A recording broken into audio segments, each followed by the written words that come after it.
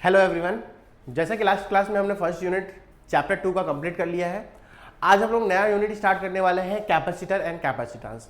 हम लोग अपनी डेली लाइफ में घर में जो कंडेंसर यूज करते हैं वो कंडेंसर ही हम लोग क्या बोलते हैं, उस वर्ड में हम लोग कैपेसिटर का वर्ड यूज करते हैं। ठीक है, तो अगर कंडेंसर की बात करें तो कंडेंसर का हमारे घर में यूज क्या है, तो वो कंडेंसर क्या करता है, चार्ज को अपने अंदर स्टोर करने का काम करता है। ठीक है, same as it is capacitor भी हमारा क्या होगा, तो ये एक ऐसा डिवाइस होता है जो चार्ज को और एनर्जी को स्टोर करने का काम करता है। तो कैपेसिटर की अगर डेफिनेशन की अगर हम बात करें तो कैपेसिटर का डेफिनेशन क्या होता है, ये ऐसा डिवाइस होता है, it is a device which is use to store energy.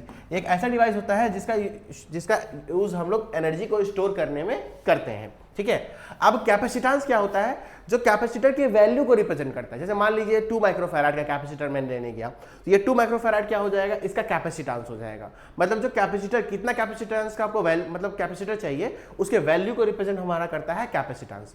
ठीक है, अब कैपेसिटेंस को हम लोग बोले तो अगर हम कोई कैपेसिटर के अंदर ज्यादा चार्ज स्टोर कर हो सकता है तो उसका कैपेसिटेंस क्या है, ज्यादा है।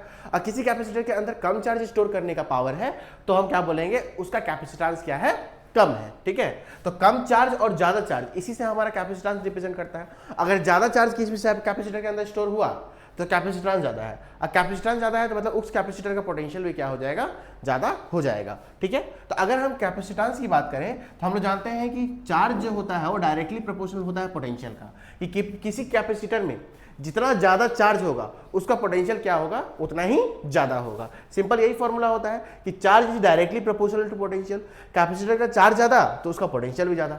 ठीक है, अब कांस्टेंट ऑफ प्रोपोर्शनैलिटी हम लोग हटाएंगे तो Q इज इक्वल टू हमारा फॉर्मूला क्या आ जाएगा, CV। क्या आ जाएगा, CV। और ये C क्या है, ये कांस्टेंट ऑफ प्रोपोर्शनैलिटी हटाने के जगह पे हम लोग C लगाए हैं। ठीक है, अब C की वैल्यू की अगर हम बात करें तो Q/V इज इक्वल टू हमारा क्या आ जाएगा, C। यानी कि कैपेसिटेंस का जो फॉर्मूला आ गया वो क्या हो गया, ratio of charge and potential. अब इसका डेफिनेशन पढ़िए तो कैपेसिटेंस का मैंने क्या लिखा है, तो क्या लिखा है, it is the ratio of charge store in the conductor. यानी कि किसी कंडक्टर के अंदर चार्ज स्टोर हुआ है और उसका जो पोटेंशियल डेवलप हुआ है, इन दोनों का, चार्ज और पोटेंशियल दोनों का जो रेशियो होता है उसी को हम लोग किससे रिप्रेजेंट करते हैं, कैपेसिटेंस से रिप्रेजेंट करते हैं। और कैपेसिटेंस का फॉर्मूला क्या हो जाएगा, Q/V।